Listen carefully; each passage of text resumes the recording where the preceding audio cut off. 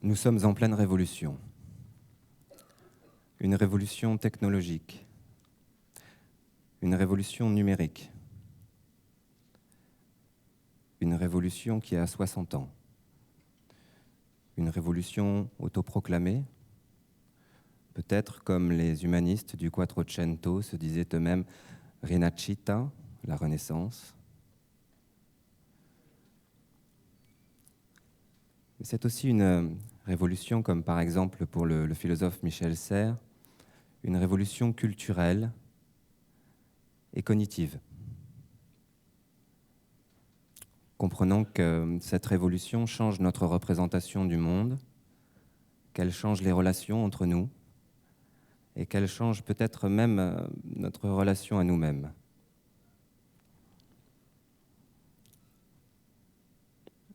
C'est là où j'ai un doute. Pas une nostalgie. Les Italiens disent « acqua passata non macina più ». Il ne s'agit pas de revenir en arrière, l'eau qui est passée n'alimente plus le moulin. Mais c'est un doute et une incertitude sur ce qui est vraiment moderne, puisque dans une révolution, il y a forcément une modernité, c'est-à-dire un avant et un après. Alors c'est cette incertitude que je voudrais maintenant partager avec vous, mais en y invitant aussi des vieilles idées. Pour ça, je vous parlerai de modernité politique, de modernité économique et de modernité scientifique. Dans notre modernité politique, on entend souvent aujourd'hui que nos libertés s'accroissent. Nos libertés s'accroissent parce que nous pouvons échanger beaucoup plus d'informations qu'avant et beaucoup plus rapidement. Nos libertés s'accroissent aussi parce que nous sommes beaucoup plus en relation, en temps réel et aux quatre coins du monde. D'ailleurs, certains disent que lors du printemps arabe et du renversement des régimes autoritaires, les réseaux sociaux ont joué un grand rôle. En parallèle, nos données personnelles et notre vie privée sont commercialisées. Des sociétés comme Facebook ou Google vivent de la commercialisation de notre vie privée. C'est même sûrement la première fois dans l'histoire de l'humanité que la vie privée est cotée en bourse, car c'est ce dont il s'agit avec Google et Facebook. Ça, effectivement, c'est une nouveauté.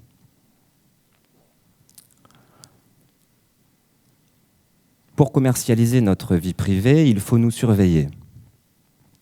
Et il faut nous surveiller en masse et en permanence. Autrement dit, à chaque fois que nous nous connectons avec un ordinateur standard, tablette ou portable, peu importe, cela implique que nous soyons surveillés.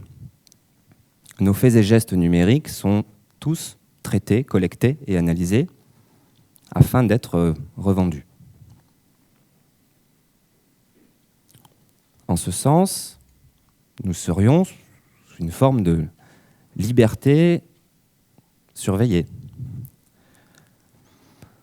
Une liberté surveillée qui impliquerait que nous, au lieu de porter un bracelet électronique qu'un juge nous imposerait, volontairement, nous nous équipons, et parfois de manière dispendieuse, par exemple, d'un smartphone.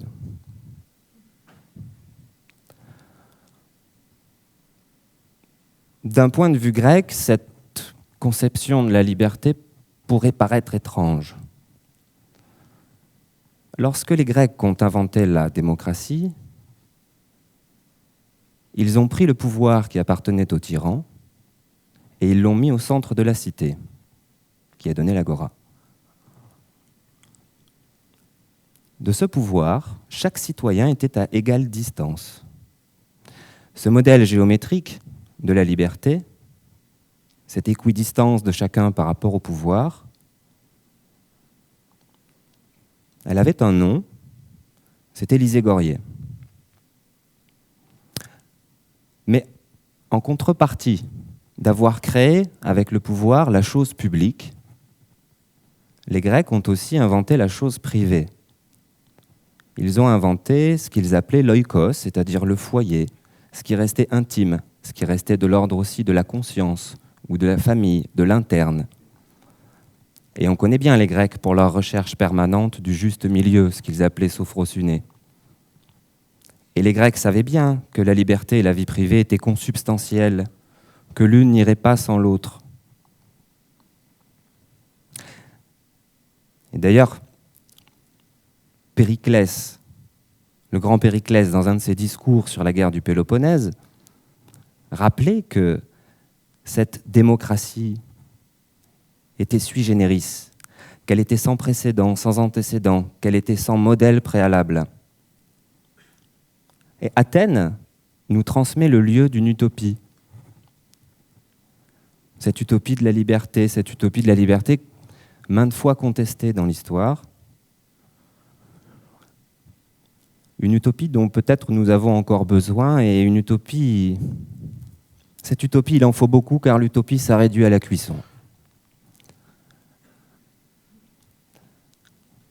Sur le plan de notre modernité économique, on peut également observer l'économie de l'attention. L'économie de l'attention, c'est cette économie fondée sur la capacité à capter l'attention du receveur de l'information. L'économie de l'attention est née suite à la révolution industrielle, au début du XXe siècle, dans les années 20, avec les premières radios. L'économie de l'attention, vous la connaissez déjà sûrement par une phrase célèbre que vous avez sûrement tous entendue déjà, qui a été prononcée par un dirigeant de chaîne de télévision célèbre, qui disait « Je vends du temps de cerveau disponible ». Temps de cerveau disponible. De ce point de vue-là, la modernité, entre la radio des années 20, la télévision des années 80 et Google et Facebook, n'existe pas. Google et Facebook sont aussi des sociétés qui vendent du temps de cerveau disponible à leurs annonceurs. Pour bien comprendre cette économie de l'attention, je vais prendre un exemple.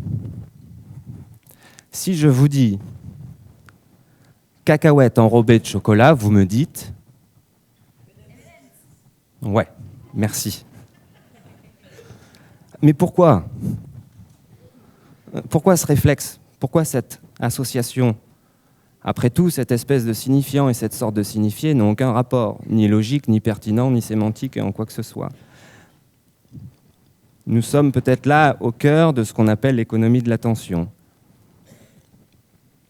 Cette économie de l'attention est en pleine rivalité aujourd'hui avec le numérique, car la facilité de produire de l'information amène une surabondance de l'offre. Et nous nous trouvons en pénurie d'attention. Le temps devient une rareté. Notre attention devient une valeur qui augmente au fur et à mesure qu'il y a de plus en plus d'informations.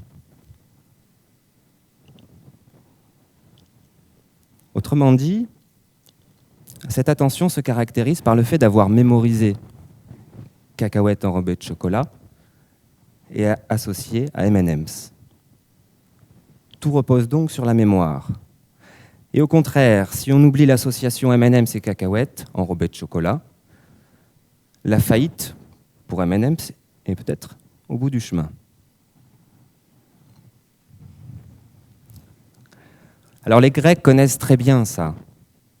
Pas les arachides chocolatés, mais la rivalité entre la mémoire et l'oubli. Leur société orale reposait même sur cette grande rivalité entre mémoire et oubli.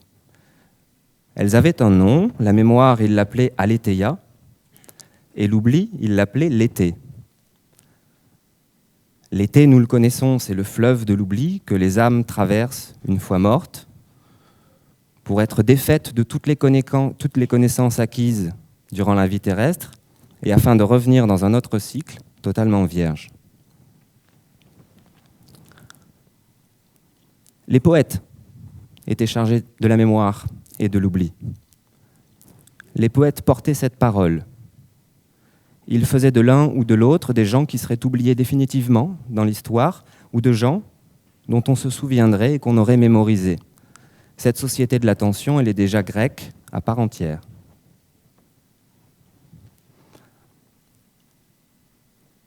D'un côté, Aletheia était la lumière, la mémoire, la louange. Et l'été était plutôt la nuit, le silence, l'oubli. Et parmi ces poètes, il y en eut un qui fit observer quelque chose, peut-être même qui nous mit en garde, qui était Simonide. Il était beaucoup plus célèbre avant. Simonide a fait observer que la louange comportait une part d'illusion, qu'il y avait dans la louange une part de simulacre, et que le simulacre pouvait être source de tromperie. Et de cette manière, il comparait la peinture à la poésie, en disant que la peinture était une poésie qui se tait, et la poésie une peinture qui parle, et que nous jouions en permanence avec des images, pour créer différentes réalités, qui n'en étaient pas forcément. Et de cette manière, Simonide peut nous faire savoir que notre économie du simulacre, notre économie de la louange, ne devrait peut-être pas faire tomber dans l'oubli ce qui est essentiel. Maintenant, une modernité scientifique. D'un point de vue scientifique, nous n'avons jamais été aussi modernes. Ce n'est pas une révélation. C'est vrai. Nous avons des algorithmes qui permettent de calculer des grandes masses de données, et ce, comme jamais auparavant. Ces algorithmes, et nos ordinateurs en général, fonctionnent à partir d'un langage qu'on appellera langage informatique. Et certains voient même dans ce langage le troisième des grands langages de l'humanité. Nous avions un langage pour la parole, qui est devenu l'écrit. Nous avions un langage pour les nombres, qui est devenu la monnaie. Et nous aurions un langage pour l'informatique, qui est devenu le code informatique. Or, derrière tout langage, il y a bien une logique. Cette logique, aujourd'hui, on appelle ça une logique binaire. Une logique binaire, c'est une logique de 1 et de 0. C'est ou 1 ou 0. Et dans cette logique, on peut y retrouver des logiques plus anciennes, comme par exemple la logique du tiers exclu. Là, il nous suffirait de remonter le temps assez facilement, puisqu'aujourd'hui, avec cette logique de mathématicien, cette logique mathématique, au siècle précédent, c'était une logique de physicien.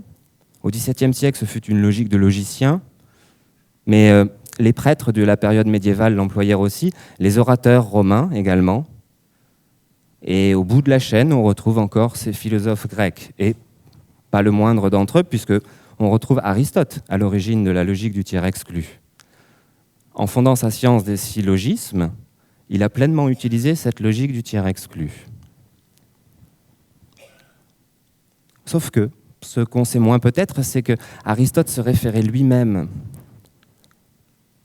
à un poète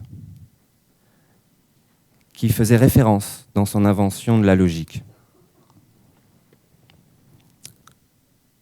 Ce poète était Parménide d'Élée et vivait au VIe siècle avant Jésus-Christ. Et il s'exprimait en vers. Et il dit un jour, « L'être est, le non-être n'est pas ». On retrouve bien le 1 et le 0. En disant cela, Parménide d'Élée a fondé ce qu'on appelle aujourd'hui l'ontologie, c'est-à-dire la réflexion sur l'être en général, avec un E majuscule. Et par rapport à aujourd'hui, cette logique qui est toute mathématique, on retrouve la poésie d'hier.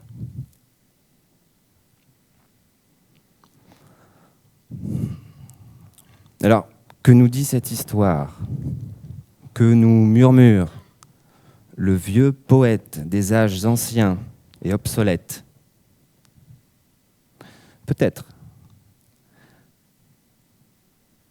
que les idées ricochent dans l'histoire, Peut-être que les idées forment des cercles concentriques à la surface de l'histoire.